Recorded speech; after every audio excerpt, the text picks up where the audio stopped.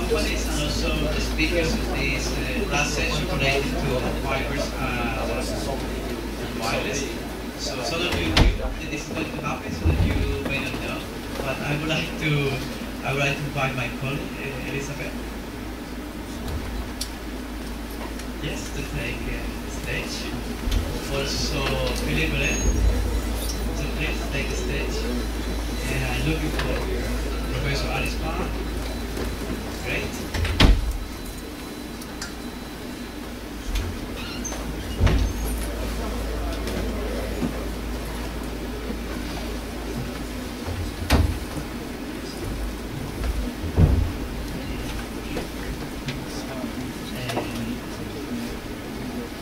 I am not so good in names, but I really would like to see if we have still the representative from Vietnam. Is that so? Yes, please.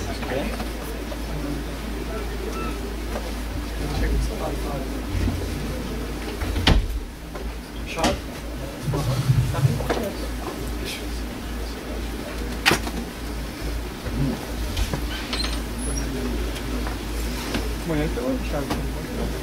So we are just waiting for one of our panelists, and we will start very soon.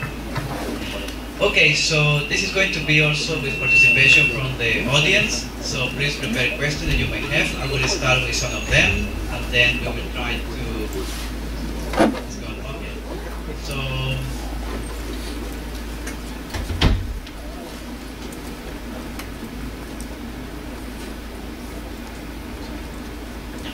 Okay, so we're going to kick off our panel. So one of the first questions I'm going to ask in round is, radio over fiber has been one of those applications of the combination of wireless and fiber technology, and it's exposed by Alice Parr. We have seen it already commercially. Oh, welcome. Yes, please. So, yes, we would like to take share in the panel.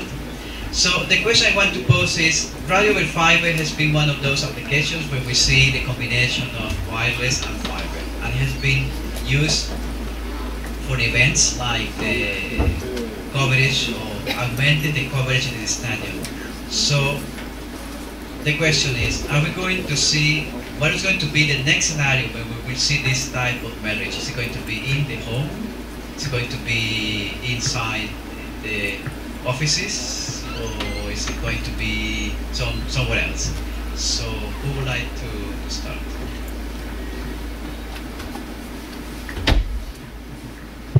Okay, so I think in my opinion it's not going to be in the house. I think it's not a new future, but it's probably going to be in the big convention centers, for example, for coverage, conference and events, by using picocells. So as another lecture explained, for this picocell the reach can be very low, just few meters, some meters. So for this application I think it's going to be very useful to use a radio over fiber.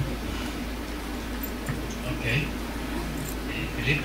Yeah, perhaps to give you a vision, in Europe, in some countries in Europe, operators already offer this solution. That means you come back home with your mobile network, your mobile equipment, and suddenly you switch to your wireless equipment in the home, okay, and you go by the fixed line network of the operator. This is already running in France, this is running in England, and I think so it's 2 other countries, and I think so there are 4 countries now in Europe offering this functionality, and I assume it will be developed also for the house, because for rural area where you will not have picocells, it's very convenient, okay. And the goal also is with all the equipment you have now, who are DLNA compatible and everything, you have friends coming at home and you can connect on your network, going through the fixed line of the operator, but going wireless. Okay, we see a nice complementary opinion on the scenarios. So,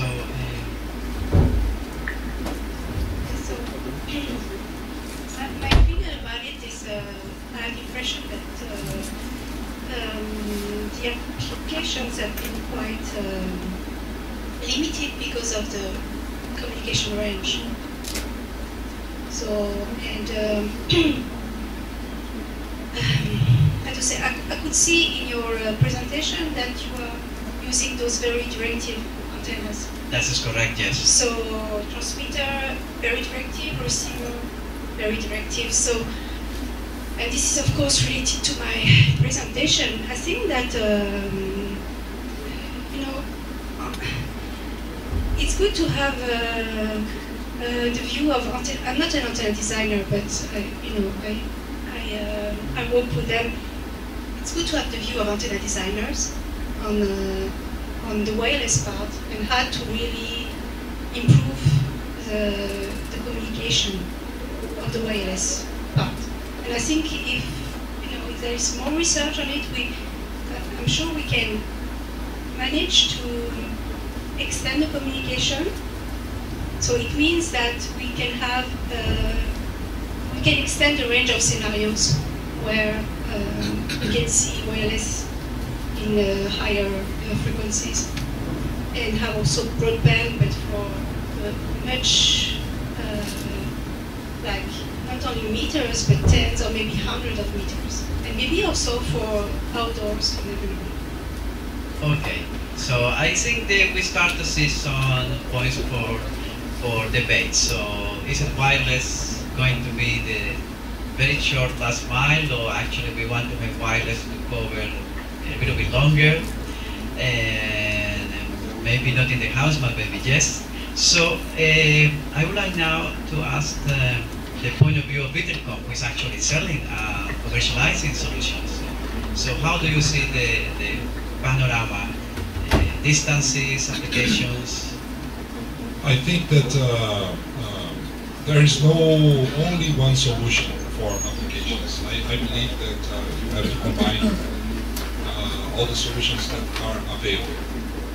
I see today operators are looking for offload projects to offload their 3G network, and this can be provided by wireless systems with hotspots, but supported by fixed lines networks. So always are going to have a combination of these several solutions, and I think that all of them are improving so far. For example, we have solutions that today goes up speeds up to 450 megabits per second wireless. So, of course, it never will beat the throughput that the optical fiber will reach. So actually, you will have a combination of all the solutions. Okay, thank you. So is any question from the audience regarding this topic that we are touching upon right now?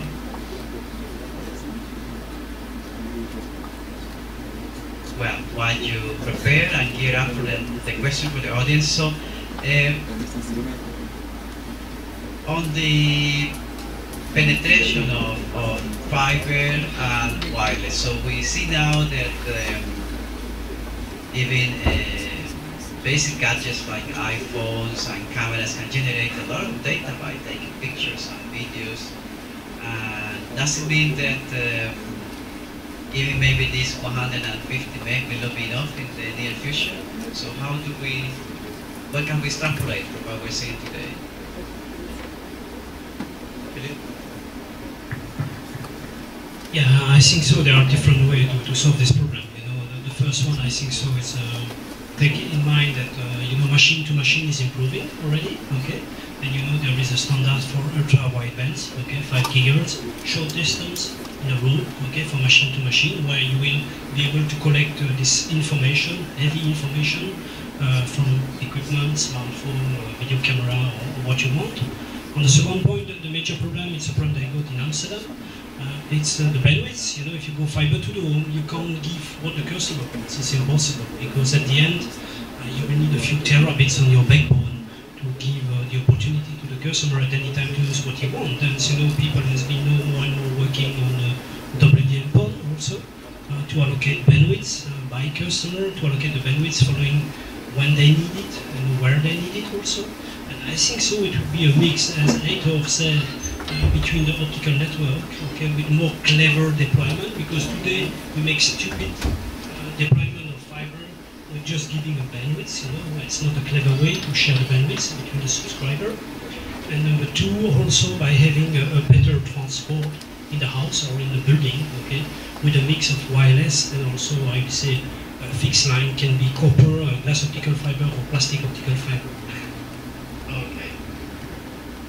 So, yes, please. And also, because Philip is mentioned all the time cases of Europe, but here in Brazil we have to consider that so it also depends not only the applications but also the situation of where it's going to be used. So, for example, here in Brazil, the internet penetration is around 35%, if I'm not wrong. So it's a huge country. So we are talking about optical fiber, 1 terabyte, but there are a lot of homes and companies that even don't have even 1 mega.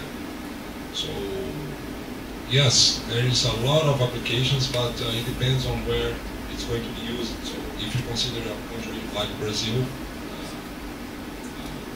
the big cities like here we are, so we have plenty of capacity and things like that.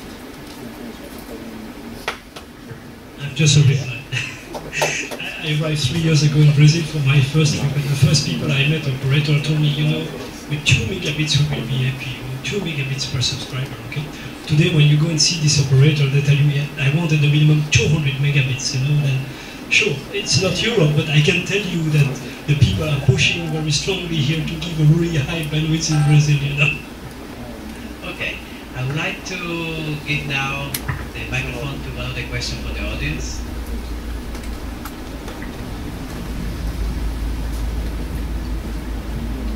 Thank you. My question is the following. Once we start talking about wireless, in the end we are talking about the bandwidth for, well, computing and everything in telecommunications starts to be a personal thing, yeah? Because everyone will have your wireless device and it will communicate. So my question is quite fundamental, and I don't know if you have an answer for that, but each individual person cannot really need infinite bandwidth. So is there any calculations that, looking at the future, how much exactly or how much more or less each person will need for bandwidth? An average person, taking into account that if you download 1,000 movies per night, you will not really see all of them. So is there a number for that? So who would like to take on the...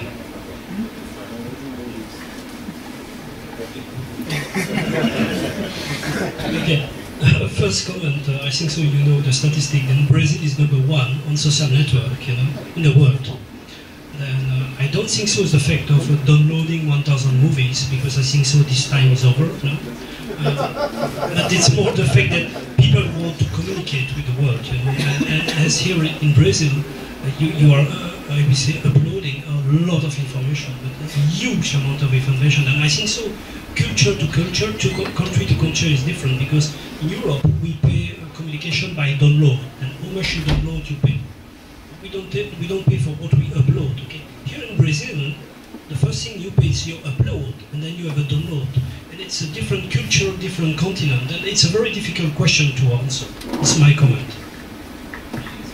I think another important player now is the online games. So there are a lot of teenagers and even adults that likes to play, and for these online games a huge bandwidth is going to be changed around the world. So this is an important point, not only in Brazil but also in the United States. They play a lot, and these online games needs a lot of bandwidth. So it's another important point, but I agree with you, it's very difficult to give a number. Yes. Following, okay, Elizabeth, yes.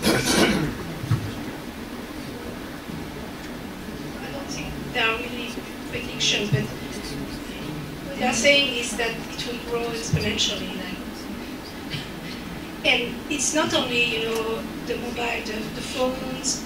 I mean, of course, now we have a phone, we have a tablet, we have more and more devices and more traffic, but it's also the machine-to-machine communications. So like what they are predicting, billions of machines communicating. So it's not only having links with a lot of data rate, it's also having billions of links with very low data rate. And this also will overload your network. So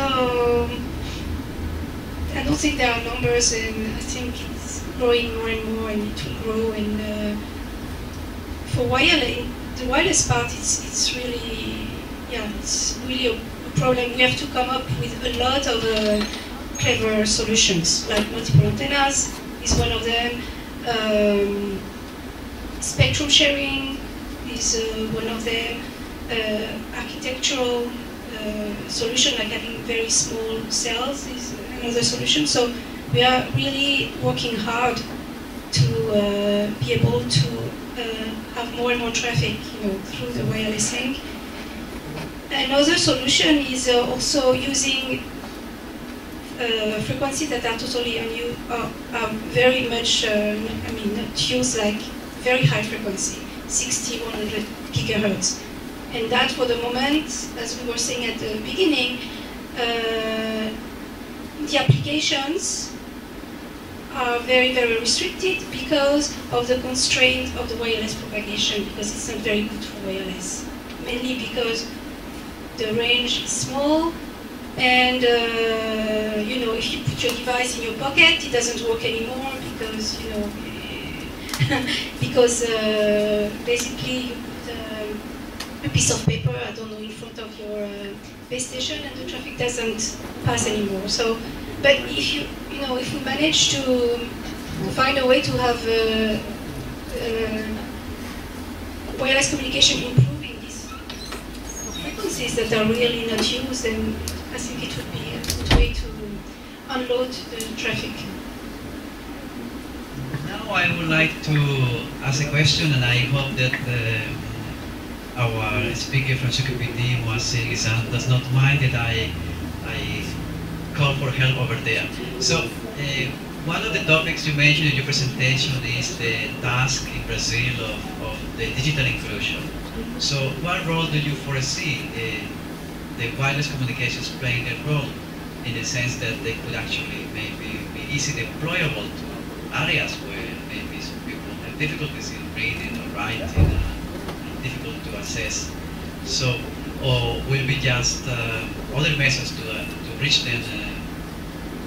So, how do you see your vision of how to tackle the issue of how can be wireless helping the digital inclusion?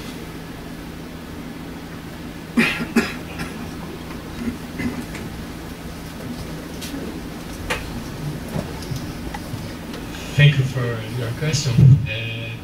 We are confident about the project covering the 450 megahertz to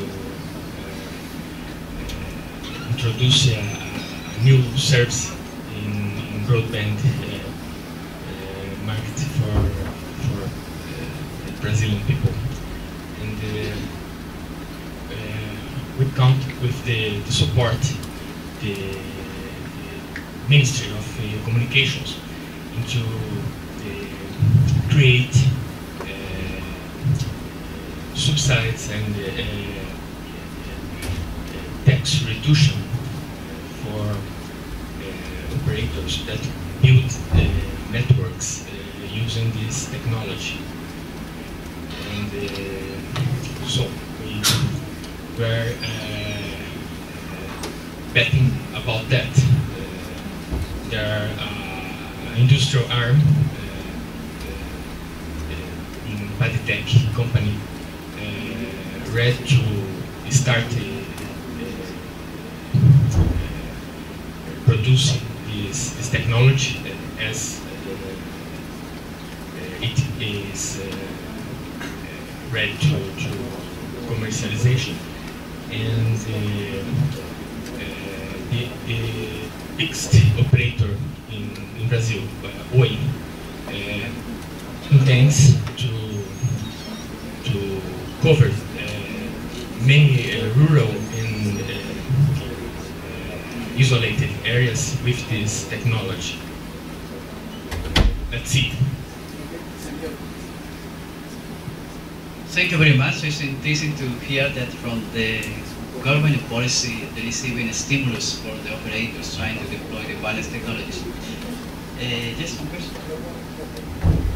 I have one comment about it. I think this problem of this wireless fiber problem, there is three main points to solve. We have a problem. We have to think about the reality of the country.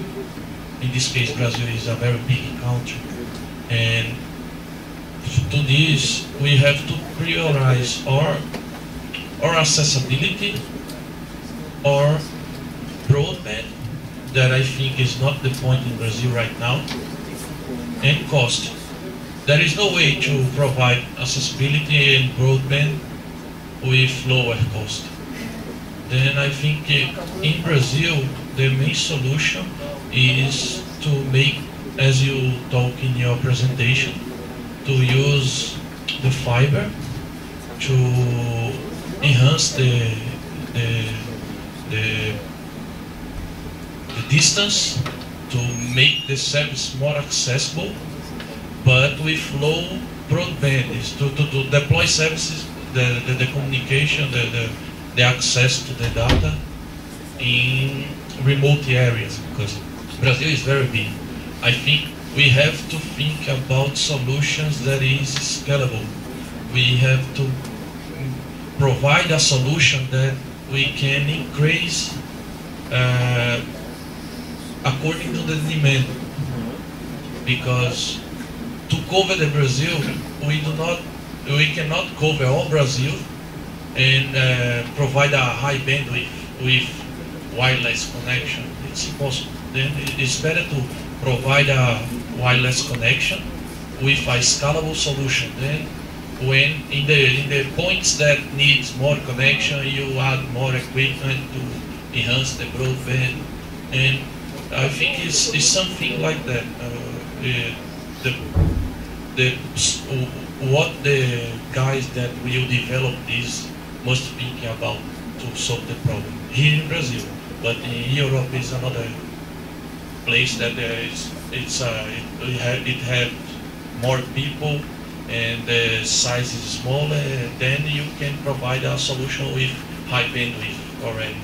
But in Brazil, I think the only way is to think in a scalable solution to cover the area first. Thank you very much for this comment, which brings me to a good point when I wanted to ask my next question, but before that I think that Philippe has yeah, sorry, I'm speaking a lot, you know. But it's a good point, but I want to highlight that Brazil has been moving a lot the last 2 years, because if you remember in November last year, Brazilian government opened the video distribution that was not dedicated to a few operators. And just you were speaking about long distance, small population. Ildefonso come from Denmark. Nearby you have Sweden also, it's a very huge country. It's 2,000 kilometers long, you know, on I think 1,000 wide on some area, just 6-7 million inhabitants, you know. And nearly all the people have fiber to the home, okay? And the success of this is mainly because they've been opening the liberalization of the communication many years ago. That means that local entities have been taking care with the local people to deploy their network. I totally agree with you. If you just count on the big operators, they will never go where there is nobody, because there is no money there, okay? And there is no reason to spend money as an operator if there is no return, okay, on investment. And it's the reason why I think so the fact that the Brazilian government opened the video on demand in November last year, the ISP is already open.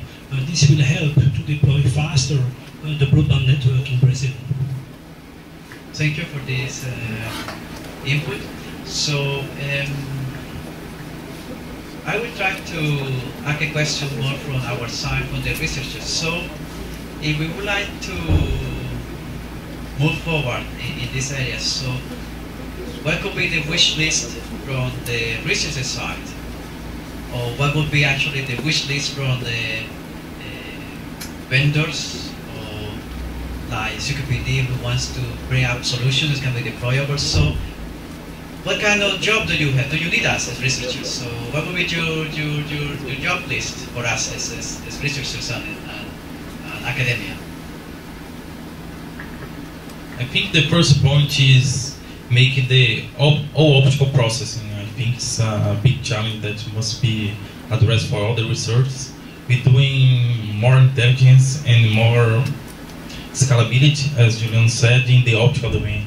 So I think it's the first big challenge. And also think about optical antennas, for example, and terahertz communication, as you mentioned in our presentation. So I'd like also to ask your opinion about this. You think that terahertz communication may be necessary in your future, in the development of optical antennas may be required for those? And these points, I think, are important for the research for our career. Okay, I will give my opinion a little bit later. I want to hear Philip's comment on what job do you have for us researchers? It's a very difficult question, because it's always a problem. We never have enough researchers. In Europe, it's difficult to find research people. It's the last 10 years, your research people has really cut, every year. And you know it also. I would say I'm very positively surprised about Brazil, because they invest a lot, and the government is investing a lot. And this allows the university and the research center really to grow very fast, with the latest technology, what is in emerging countries, and Brazil being part of the break, okay? It's a really great success, And then myself, if I came to Brazil 2.5 years ago, it's mainly because I'm working with Rodinei, who is a Brazilian. He has been living 9 years in Belgium, and he convinced me to come and see here Brazil, because he said you will be surprised. We have a lot of good people, very clever, with a good knowledge, and with a good political situation, who allow the people to make development and research in Brazil. Okay? And it's the reason why I'm here today, because I have a lot of ideas that I want to develop. In Europe, it's very difficult to find research people because it's limited, and I hope that I can find solution in Brazil. Okay, it's clear.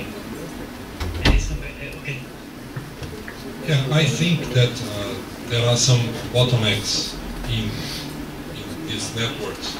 As he mentioned about the applications, unfortunately, we don't know the future, and we see every day new applications appearing all the time. So we never know. We don't know what's going to happen next. And my feeling, personal feeling, is that if you provide throughput, people will consume it. So maybe the challenge is to make it more efficient. And not only provide throughput and endless throughput. Because perhaps you have someone downloading a movie and the neighbor is downloading the same movie. So maybe this is something that can be, maybe this is a way. It's just, I'm just thinking out. And in my point of view, another bottleneck that with all of these applications, you have a high processor capacity. You need a high processor capacity. You see your smartphones have a big processor in smartphones. It's almost a computer. It is a computer. And because you have all the delays in latency problems related with these new applications.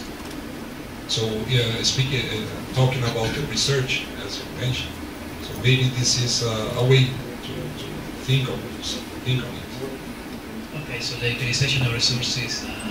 Yeah, to make all this network more efficient, maybe, because the content more or less is the same sometimes. So yeah, we are talking about throughput, and maybe this is just a discussion.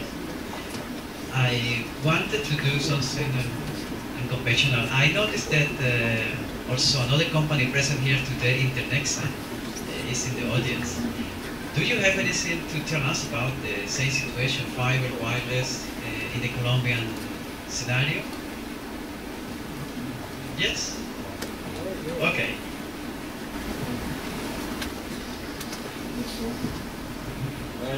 First of all, I want to give thank you to Ildefonso because he sent us the invitation to Internexa through Nate Guerrero also. So thank you all for the invitation. Tomorrow we are going to show you some information presentation about Internexa, which is one of the most bigger operator in South America right now. So tomorrow we're gonna do the presentation. So we have in the roadmap, in the wireless, we are thinking about wireless like a new business case, because it would be our solution for access.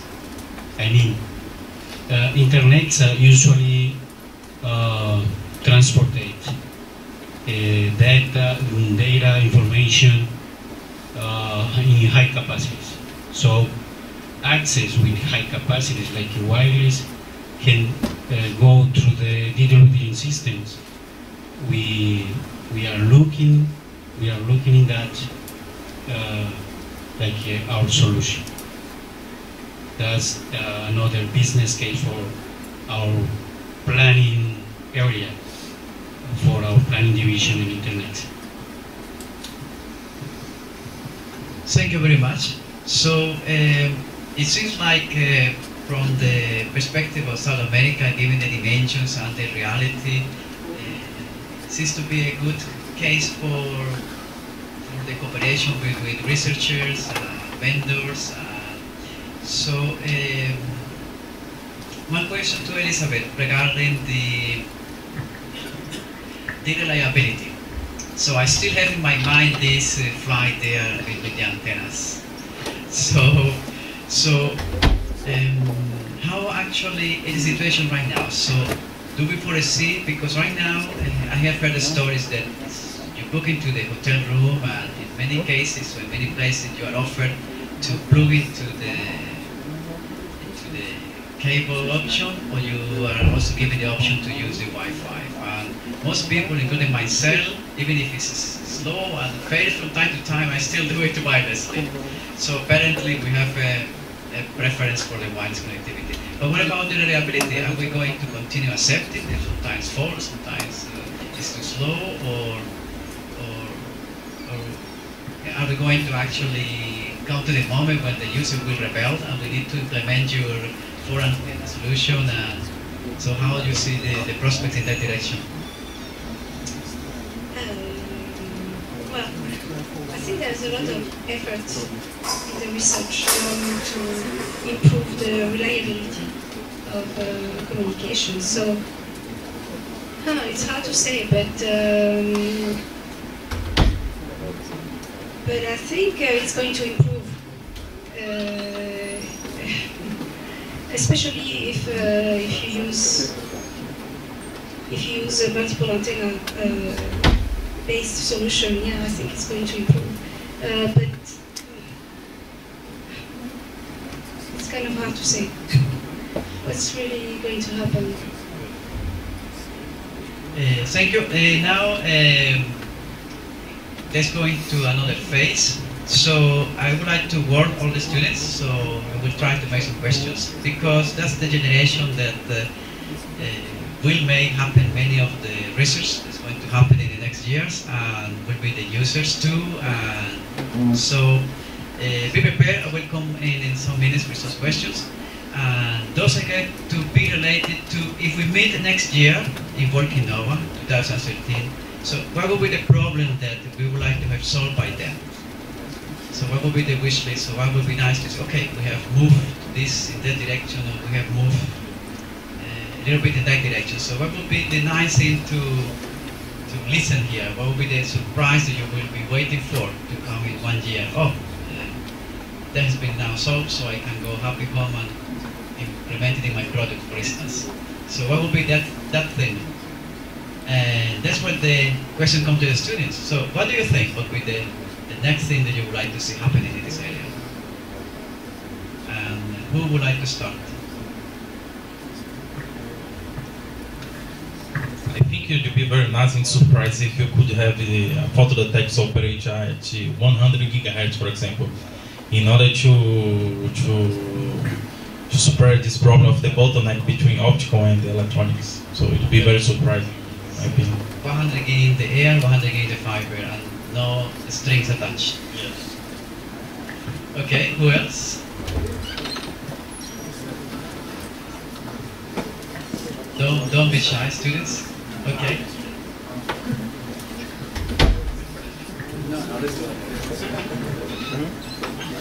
I think that the control plane of optical networks is still very primitive. Very, very primitive.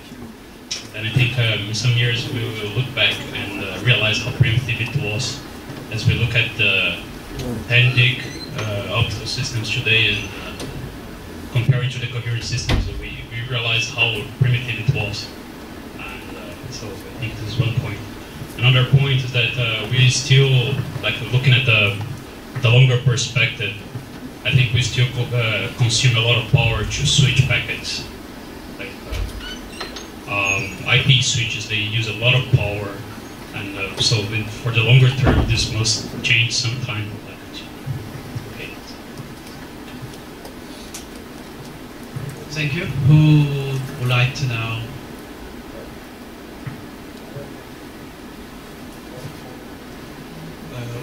One thing, I think that one thing that we need to be better in the optical network, it's about the self-management. Today, we know that the networks are almost static. The role names are starting to make some reconfigurations, but if we have some fault event, we have no intelligence to restore the network. We are, as Darley said, the control plane is very primitive right now. We have, I think, one of the main things is to enhance the intelligence of the control plane. Not only to recover from a fault, switch to another fiber to recover the data link, but trying to fill the network state and try to reconfigure the network to enhance the performance. I think this is an issue that needs to be very studied. Thank you very much for this comment regarding the autonomous operation and the malleability of the network. So on the comment on the moving to frequency bands in the low terahertz. So from the research point of view, it's very interesting because we are seeing the coming up of new materials like graphene, which is actually known to be very fast in the carriers speed or the movement of the carriers. So they will make it. I mean, it's what we predict now, that if we are able to make it, that we will have very fast absorbers, very fast potentially modulators, and they will fit nicely, for instance, in the schemes that I have been studying. From the point of view, what are we going to do with that? So it's a little bit more harder, but we are witnessing that, for instance, connectivity, synchronization, will be becoming more important because we would not like to have too many devices. Maybe we would like to have a single device which is able to do many operations. You just can put it on the table, and if you don't need any alignment and will synchronize, it's already a big advantage. Even if you leave the room when you are working, maybe to the meeting room and so on. 3D applications where you would like to actually take mapping of the environment, or maybe mapping of of the body for telemedicine. In many situations, actually, you cannot allow yourself to compress the images because if you are, for instance, doing telemedicine, is the 3D or imaging of the skin or skin cancer. Actually, there when you compress or remove the pixel is actually where the disease may be showing up. So there are applications coming up that we believe that are really going to require this very high capacity, and then regulations are becoming and catching up. So even today, the 75 to 110 gigahertz band that was not regulated a few years ago now has been split into different bands. So it will be hard to actually put there even 10 or 40 gig at the moment. So, but once again, I am very fascinated about the possibilities of the new technologies and actually working for ways to make happen the terabit wireless communications. Even if it is 50 centimeters, this centimeter is going to come. I guess curiosity, passion about this area will not stop us researchers to actually try to break this next milestone, which is 1 tera wireless. So that's perhaps the most safest answer I can give, because I still wear the hat of the researcher. Yes. So that was for the question. Okay. I have one comment at the end. We have to understand that the major bandwidth is utilized by the end users and the consumers.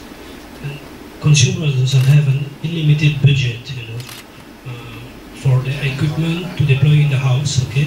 Then sure, as a research people, there are plenty of nice ideas, to increase the bandwidth. But at the end, it will be the cost, it will be the most important for the end user. And keep always this in mind, that if your cost is too high, you can have the best technology in the world, it will never fly. Okay, so I would like to give the opportunity for the last round of questions before we conclude for today. Yes, please.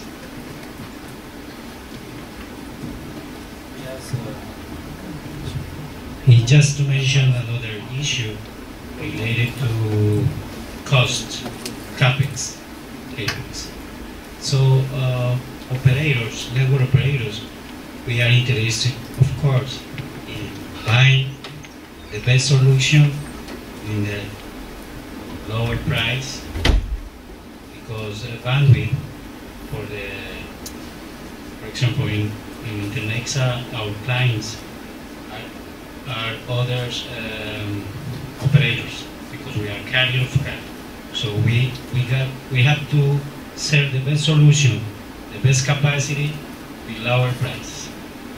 So one of the reasons we are here is to see where are the roadmaps for the technologies, for the optical technologies, to see how to reduce prices in the campus.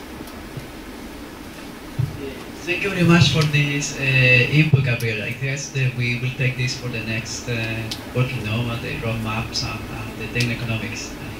We have not taken this. As far as I remember, we don't have any talk on that. So, if there is no any other questions or comment, I will like to thank the panelists. Thank you for your inputs and all for you for participating and your questions.